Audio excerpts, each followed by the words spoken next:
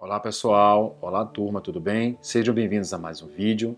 Neste vídeo, que é o tópico 4, que eu também chamei de aula 4, nós vamos dar continuidade e vamos estudar as funções dos órgãos e tecidos linfóides, tá? No tópico 3, que foi o tópico anterior, nós trabalhamos com os órgãos geradores primários ou centrais, que foi a medula óssea e o timo, e neste vídeo, tópico 4, nós vamos trabalhar com os órgãos secundários ou periféricos, que é o linfonodo, baço e componente do sistema de mucosa. Para você que ainda não viu o tópico 3, volta lá no vídeo anterior, que é o tópico 3, e assista, ok? Isso é uma linha de pensamento. Então você assiste o tópico 3 e entende melhor o tópico 4. E para você que chegou aqui pela primeira vez, sejam bem-vindos e fique comigo até o final, que eu tenho certeza que você vai aprender muito comigo hoje nesse vídeo. Bom, dando continuidade ao vídeo, neste vídeo nós vamos trabalhar com os órgãos secundários ou periféricos. Nós falamos no vídeo 3 que os órgãos geradores ou primários ou centrais são os locais onde as células elas sofrem maturação, elas surgem, amadurecem, e os linfócitos eles expressam pela primeira vez aqueles receptores antigênicos que eu já venho discutindo desde o tópico 2, tá? E nestes órgãos, que são os órgãos secundários ou periféricos que nós vamos tratar no vídeo de hoje, o que acontece aqui? Eu já tinha falado no tópico 3 também. São os locais onde ocorrem o desenvolvimento das respostas imunes adaptativas, tá? Então, pela ordem, nós vamos começar falando do sistema linfático, que inclui o linfonodo, depois falaremos do baço e dos componentes do sistema de mucosa. Bom, dando continuidade ao nosso estudo, vamos começar a falar sobre o sistema linfático. E para ficar mais claro para você que está assistindo, eu coloquei essa figura que eu retirei lá do Abas, do livro didático de vocês, tá? Então observe aqui comigo. Professor, como é que está constituído o sistema linfático? Eu até coloquei aqui, ó. O sistema linfático ele possui capilares linfáticos, os vasos linfáticos, ductos linfáticos e linfonodos. E se você organizar, todas essas estruturas, elas estão distribuídas ao longo de todo o nosso corpo. Aí a pergunta é o seguinte: para que serve todas essas estruturas, esses capilares, esses vasos e esses ductos, tá? Para que serve isso?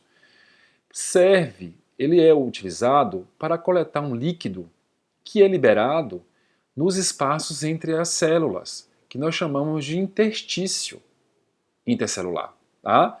Então, os capilares linfáticos, eles têm a função de coletar esse líquido que é extravasado continuamente ao longo do dia pelos vasos sanguíneos. Os vasos sanguíneos liberam líquido, porque os vasos capilares sanguíneos eles possuem poros pequenos. E nesses poros ocorre a liberação da linfa. Esse líquido é chamado de linfa.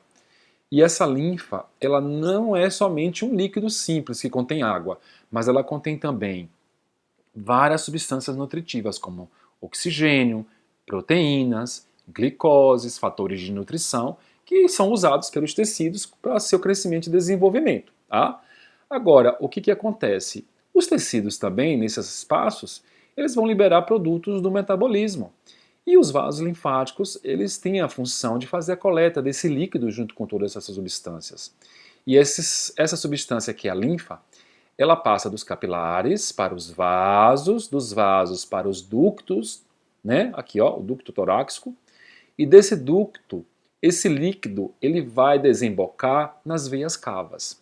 Se esse líquido for coletado na parte superior, vai para a veia cava superior. Na parte inferior, vai para a veia cava inferior. Agora, se você observar com cautela, você vai perceber que existem umas bolinhas, olha, que fica entre os capilares e os vasos linfáticos. Professor, o que são essas bolinhas? Essas bolinhas são chamadas de linfonodos. E você percebe aqui através dessa figura esquemática que ele tem uma ampla distribuição, tá vendo, ao longo do nosso corpo. Para que servem esses linfonodos? Os linfonodos eles vão servir como uma verdadeira peneira. Lembrem que eu falei para vocês que os órgãos os órgãos periféricos ou secundários, eles têm a função de fazer o reconhecimento e o desenvolvimento das respostas imunes adaptativas. Então, o que eles vão identificar? Possivelmente a presença de substâncias estranhas ou antígenos. Aqui, olha, aqui nesse esquema, você pode ver, olha, o sítio de infecção. Imagine que foi um corte ou um local que ocorreu infecção num braço, numa mão, né? Esse conteúdo ele é levado ao longo dos vasos e capilares linfáticos até os linfonodos próximos. E lembrem que eu expliquei para vocês no tópico 2, que nos linfonodos é onde estão aquelas células sentinelas e também estão os linfócitos T e os linfócitos B Navy, aqueles linfócitos que nunca tiveram experiência com antígeno e que serão capazes de reconhecê-lo e desenvolver uma resposta imune a este antígeno presente. Outra coisa importante, lembre que eu expliquei para vocês que as células sentinelas elas ficam em locais estratégicos do corpo, locais que representam as portas de entradas para o antígeno. Lembrem quais são as células sentinela. Uma das principais delas é a célula dendrítica. Então vamos imaginar aqui comigo. Se o antígeno ele for um antígeno solúvel no plasma ou na linfa, ele vai alcançar o linfonodo. Ele pode chegar no linfonodo sem auxílio da célula dendrítica. Mas reparem que a célula dendrítica elas estão nessas portas de entrada do antígeno. Então elas vão fazer a identificação do antígeno, fagocitar e vão levar esse antígeno para ser apresentado ao linfócito que estiver no linfonodo, tá? E dessa forma, assim, o linfócito ele é selecionado. Lembra que eu falei no tópico 2 sobre isso? A seleção clonal, ocorre a expansão clonal, e aí o desenvolvimento da resposta imune adaptativa pode ocorrer. Agora, essa linfa pode alcançar a corrente sanguínea? Também pode. Lembra que eu expliquei que ela alcança a corrente sanguínea através do ducto torácico, né? Que desemboca a linfa nas veias cavas. Bom, se essa linfa que está possivelmente com algum antígeno alcançar a corrente sanguínea, quem vai fazer o reconhecimento agora? O baço. Lembra que eu expliquei que o baço também faz parte dos órgãos periféricos ou secundários. E lá também tem célula sentinela, tem célula dendrítica, tem linfócito T e B, e lá pode desenvolver também a resposta imune adaptativa. Então, o corpo é todo resguardado de mecanismos de defesa para fazer o combate desses diferentes tipos de antígenos e os mecanismos diferentes que permitem eles entrarem no corpo humano. Bom, dando continuidade aqui ao nosso estudo, vamos falar sobre os linfonodos e como é que está estruturado os linfonodos e como é que é a sua função, qual a função que ele exerce, tá? Eu coloquei aqui 3 figuras, a figura A, a figura B e a figura C, como você pode observar. Vamos primeiro falar um pouco da sua estrutura e depois a gente fala da função e dos seus componentes, ok? Se você observar com calma, os linfonodos, ele é um órgão que nós dizemos assim, que ele é um órgão encapsulado, formado por uma cápsula, tá vendo? Essa parte escura externa, né? E nós dizemos que essa cápsula é uma cápsula fibrosa, tá? E a bibliografia fala que o linfonodo, ele é um órgão bem importante porque ele está estruturado anatomicamente de uma forma que vai permitir o desenvolvimento de uma forma bem eficiente das respostas imunes adaptativas. Tá? A bibliografia também fala que nós temos em torno de 500 linfonodos distribuídos ao longo de todo o nosso corpo. E ele é formado da seguinte maneira. Se você observar, eu tenho uma região que poderíamos chamar de região cortical, mas a bibliografia chama de região subcapsular, que está abaixo da cápsula, tá? E uma região medular. E essa região subcapsular, ela está fragmentada, subdividida pelas chamadas trabéculas, tá? Que são septos que separam. Se você observar, na região subcapsular, tem estruturas arredondadas ou ovaladas, que nós chamamos de folículo. Tá? E descendo um pouco do córtex para a região medular, você vai ter, não terá a presença desses folículos. Tá? Aqui em cima, na região capsular, que dá acesso à região subcapsular, você tem o que nós chamamos de vaso linfático aferente.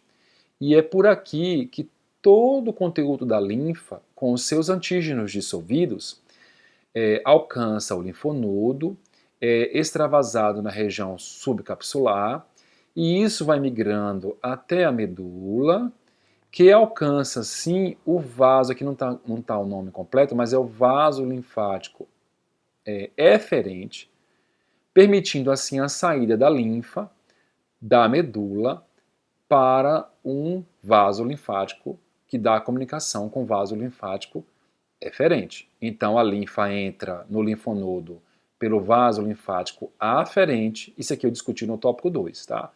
Falei um pouco no tópico 2. E ela alcança a medula saindo do linfonodo pelo vaso linfático eferente. Bom, olhando aqui com um pouco mais de atenção, você vai perceber também que existem alguns capilares aqui.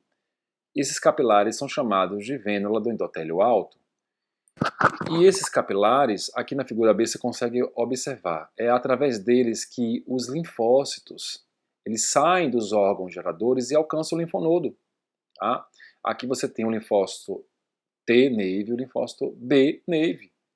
E olha que coisa interessante, eles saem pela vênula do endotélio alto, alcançam o linfonodo, e eles vão migrar para locais diferentes. Aí você vai perguntar assim, professor, mas por que eles migram para locais diferentes?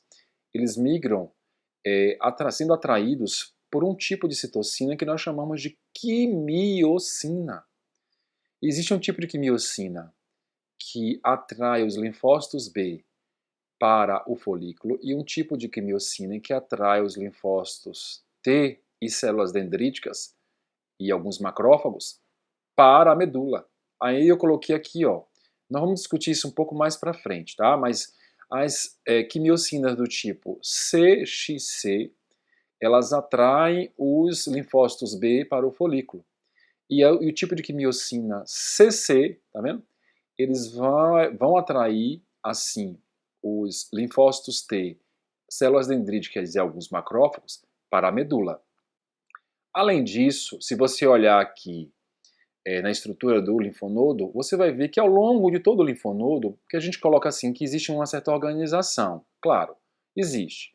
Mas ao longo de todo ele, você tem os tipos celulares do sistema imune distribuídos ao longo de todo o linfonodo. Por exemplo, você pode encontrar macrófagos na região subcapsular. Esses macrófagos eles são bem importantes. Por que eles são importantes? Porque eles podem fazer diretamente a captação dos antígenos. Os macrófagos eles possuem diferentes tipos de receptores, e esses receptores são importantes que fazem o reconhecimento padrão, de uma forma geral, dos tipos de antígenos que vão sendo alcançados aqui na região subcapsular. Esses macrófagos também eles podem ser encontrados na região medular, além da região subcapsular, né? Também você tem células dendríticas. Lembra que eu expliquei que a célula dendrítica ela pode viajar do local da infecção na pele, e ela vem através dos vasos linfáticos e chega até o linfonodo. Então elas chegam através dos vasos aferentes e pode se localizar aqui na região subcapsular ou na região medular, né? Mas em mais proporção elas ficam na região medular. E se tiver algum tipo de antígeno, ela pode estar apresentando esse antígeno, olha aqui na figura B, ó, diretamente aqui ao linfócito T neve para permitir o desenvolvimento de uma resposta imune adaptativa. Bom, como eu disse antes, aqui na região subcapsular nós temos os folículos, né? E dentro dos folículos nós temos os linfócitos B e as células dendríticas foliculares. Quando esse folículo ele não sofreu nenhuma mudança, nenhum antígeno entrou ali, não ocorreu nenhum reconhecimento antigênico, nós chamamos o folículo de folículo primário. À medida que o folículo agora já fez o reconhecimento antigênico, né, as células B começam a sofrer mudanças, esse folículo passa a ser chamado de folículo secundário, ou também conhecido como centro germinativo. Porque o que acontece? Aqui, ó, nessa figura B. Aqui dentro, o que vai acontecer? As células dendríticas foliculares, elas começam a se expandir, ocorrer projeções da sua membrana para fora do folículo, e assim fazer o reconhecimento antigênico, trazendo assim esse antígeno para dentro do folículo e fazendo a ativação das células B neve. Quando essas células B neve se tornam células efetoras, né, começando a produzir, se transformando em plasmócito e produzindo assim anticorpos, esse folículo agora ele deixa de ser chamado de folículo primário e ele é chamado de centro germinativo. Outra coisa interessante de se observar é aqui na figura C. Se você observar na figura C, aqui eu estou vendo, existem tubos, verdadeiros tubos, está vendo? Ou também chamados de conductos. Esses conductos, eles têm acesso ao conteúdo da linfa que vem dos vasos linfáticos aferentes e leva a linfa até a região medular, próxima à região medular, aonde se encontra uma população muito densa de linfócitos T. Tá? E esses conductos, eles são formados por um tipo de célula que nós chamamos de células reticulares fibroblásticas, que formam esse tubozinho, tá? Que dão acesso à medula e também à região onde se encontram as vênulas do endotélio alto, por onde os linfócitos T e os linfócitos B, Navy, eles alcançam o linfonodo através da corrente sanguínea. Bom, nessa região onde o conducto é formado, existe uma população muito densa de linfócito T, especialmente linfócito T CD4+, e algumas células dos linfócitos T CD8+. Já falei sobre esses tipos de célula, se você observar lá no tópico 2. As células T CD4+, também são chamadas de célula T auxiliar, e as células T CD8+, são chamadas de células T citotóxicas. Além dessa população de linfócitos, você vai ter também células dendríticas, você tem os macrófagos aqui, essas células verdes. Então, essa região também ela serve como região de porta de entrada dos antígenos que estão solúveis, né, na linfa e alcança essa região do seio subcapsular até a região medular. Tá? E o interessante aqui é que o tamanho do antígeno também ele vai ser bem importante, né? Pegando o gancho aqui em relação à questão do reconhecimento antigênico. Né? A depender do tipo de... o tamanho do antígeno, eles podem alcançar ou não esse ducto, ou eles podem atravessar pelos vasos aferentes para chegar na região do seio subcapsular até a região medular, que serão reconhecidos assim pelas células dendríticas e pelos macrófagos, para poder iniciar uma resposta imune adaptativa. Olha, dando continuidade ao nosso estudo, agora vamos falar um pouco sobre o baço. Né? Assim como nós falamos sobre o linfonodo, que o linfonodo é um filtro da linfa, o baço ele é um filtro do sangue. Né? Eu coloquei aqui algumas funções, só para a gente começar a entender. Eu coloquei assim, olha, quais são as funções que o baço exerce? Né? Remover fragmentos de células, células envelhecidas do sangue, né? Remover antígenos e micro-organismos, olha, opsonizados. Professor, essa palavra é uma palavra nova. O que é um micro-organismo ou antígeno opsonizado? É um micro-organismo ou antígeno ligado a um anticorpo. Já falamos isso também em classe, né? Então, um micro-organismo ou antígeno opsonizado é um micro-organismo ou antígeno ligado a um anticorpo. Tá? Mas voltando aqui à história do baço. Então, ele tem a função de remover fragmentos de células, células envelhecidas. Né? Lembra que o baço tem a função de remover as células sanguíneas envelhecidas? Sempre de 100 em 100, 120 dias, o sangue faz a reciclagem dos seus componentes celulares. Então, o baço ele faz isso. Tá? Remover antígenos de micro-organismos opsonizados, nós já sabemos o que é isso. E, como o baço é um órgão secundário ou periférico, ele vai iniciar respostas imunes adaptativas. Agora, aonde está localizado o baço? Nós dizemos assim, que o baço, aqui eu coloquei, olha, ele está localizado no quadrante superior esquerdo do abdômen. E como é que é o tecido dele? É um tecido parenquimatoso, um parênquima, que ele pode ser, assim, dividido em dois tipos. Um primeiro tipo nós chamamos que é parênquima ou polpa vermelha, e o segundo tipo é chamado de parênquima ou polpa branca.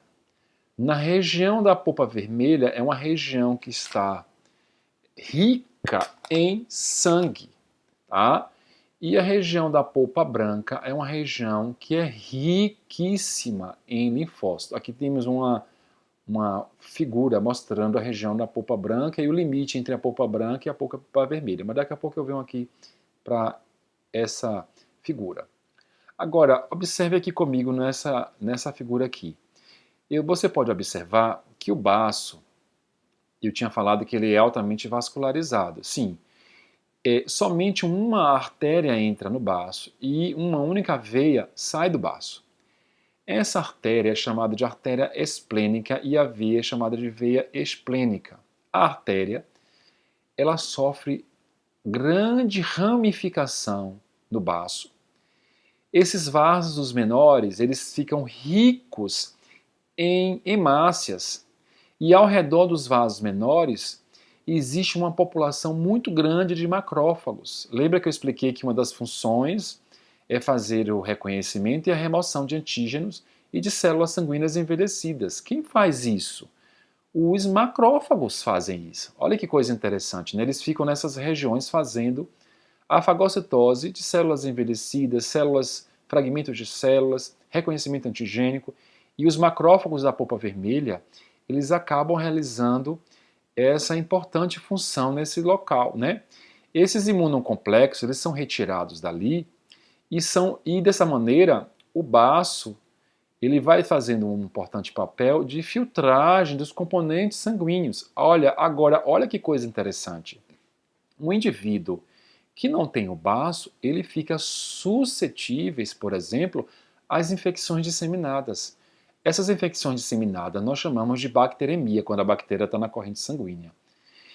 Se essas infecções ocorrerem por bactérias encapsuladas, principalmente pneumococos e meningococos, o indivíduo terá grande problema se o indivíduo não tiver o baço para fazer esse reconhecimento e a retirada dessas bactérias, tá? Então, como eu falei, o baço ele recebe seu suprimento arterial através de uma única artéria. Essa artéria ela se ramifica e ela vai agora trazer os nutrientes, componentes do sangue, onde os macrófagos da polpa vermelha eles vão fazer o reconhecimento e retirada desses componentes que nós já falamos, né? E aí esses vasos eles vão se juntar novamente e saem do baço através da veia, né? Levando assim para a corrente sanguínea um sangue mais limpo desses componentes como micro-organismos opsonizados, micro-organismos presentes e fragmentos de células e células envelhecidas. Bom, a polpa branca, se você observar aqui, ela está organizada no tecido parenquimático do baço ao redor das artérias centrais que envolve o baço. Tá? E elas aparecem como nódulos brancos ou protuberâncias brancas ao longo de todo o parênquima do baço. Agora, olha que coisa interessante. Essas artérias, quando elas se ramificam em arteríolas, né, que são estruturas mais finas, elas atravessam toda a região central da polpa branca e envolve toda a polpa branca também. Tá? Essa arteríola que delimita toda a polpa branca, ela cria um espaço entre a polpa vermelha e a polpa branca que nós chamamos de zona marginal. E essa zona marginal que delimita, que separa a polpa branca da polpa vermelha, ela é habitada por inúmeros macrófagos e um tipo de linfócito B que nós chamamos de linfócito B1, que tem a capacidade de reconhecer o antígeno, que tem a capacidade de se converter em um plasmócito produtor de anticorpos, mas não tem a eficiência como os linfócitos B presentes nos folículos que a gente vai acabar de falar agora para vocês, ok? Então aqui, voltando, existe uma zona marginal e ela é delimitada pela arteríola que envolve toda a polpa branca e separa a polpa vermelha da polpa branca. Agora, dentro da polpa branca, você vai ter uma organização espacial celular bem parecido com o que acontecia com o linfonodo. Na região central, envolvendo toda a arteríola central, nós vamos ter uma zona de linfócito T, que é conhecida como bainha linfóide periarteriolar. Por que é chamada periarteriolar? Por que é bainha? Porque que envolve, por envolver, né? E periarteriolar porque envolve a zona da arteríola central. Entre a zona marginal e a arteríola central, você vai ter também a formação dos chamados folículos, aonde você pode encontrar os linfócitos B, assim como a gente observava lá no linfonodo. Então você tem no baço uma organização dentro da polpa branca muito semelhante do que a gente observou lá no linfonodo.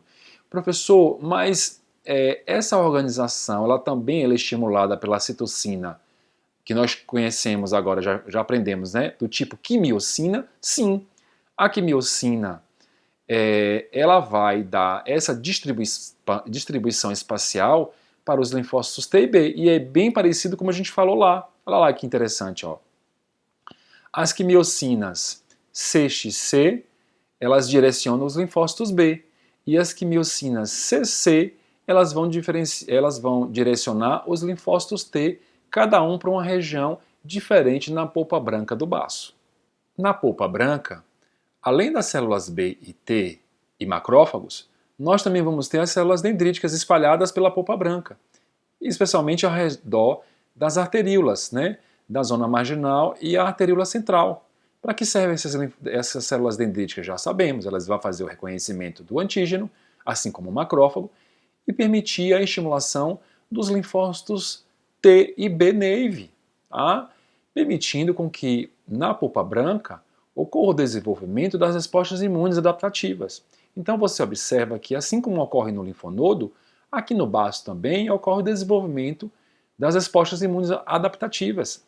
E essa organização espacial, como também foi observada no linfonodo, permite com que essas respostas elas possam ocorrer de uma forma muito eficiente para combater esses agentes invasores que estão na corrente sanguínea. Bom, e por fim, nós temos o sistema imune de cutâneo e de mucosa. Tá? Quais são os componentes desse sistema? Nós temos a pele e as mucosas. Mucosa gastrointestinal, mucosa respiratória, mucosa genito-urinária, tá? E quais são as características desse sistema? Ele possui seus sistemas de linfonodos, tá? Mas existe uma diferença em relação ao linfonodo que a gente acabou de descrever. Né? Como é que funciona esse linfonodo, professor? Não é um linfonodo encapsulado, não possui cápsula, tá? E as células, elas estão misturadas, tá? Eu tenho como exemplo o que eles chamam de placa de Peyer. Nas placas de Peyer, a gente pode encontrar até certos folículos lá, mas normalmente no sistema imune cutâneo de mucosa, nós encontramos as células misturadas. Eu não vou entrar em muitos detalhes nesse tipo de sistema imune da pele, né, e de mucosa, porque nós vamos falar um pouco mais para frente com detalhes, tá? Então não vou entrar em muitos detalhes aqui. Mas qual que seria a função? Você sabe que nessas regiões são regiões de portas de entrada para os antígenos e para os patógenos. Então, caso você tenha a transposição dos patógenos a essas barreiras, o sistema imune acaba desenvolvendo uma resposta. Como lá nós temos células do sistema imune inato e células do sistema imune adaptativo, nós aí acabamos de observar que vai ter uma resposta inata, uma resposta ao sistema adaptativo, né? Porque podemos encontrar as células sentinelas, que são as células dendríticas, macrófagos, né? E também podemos encontrar células T e células B. Inclusive, quando as células B elas sofrem ativação nesses locais, elas se transformam em plasmócitos e começam a produzir IgA. Não vou entrar em muitos detalhes, mas basicamente o sistema imune cutâneo de mucosa possui essas principais características. Pessoal, eu vou ficando por aqui nesse tópico. No próximo vídeo nós iremos discutir com bastante detalhes as características das células que fazem parte do sistema imune inato e do sistema imune adaptativo. Nós vamos descrever suas características morfológicas e sua função. Então até o próximo vídeo.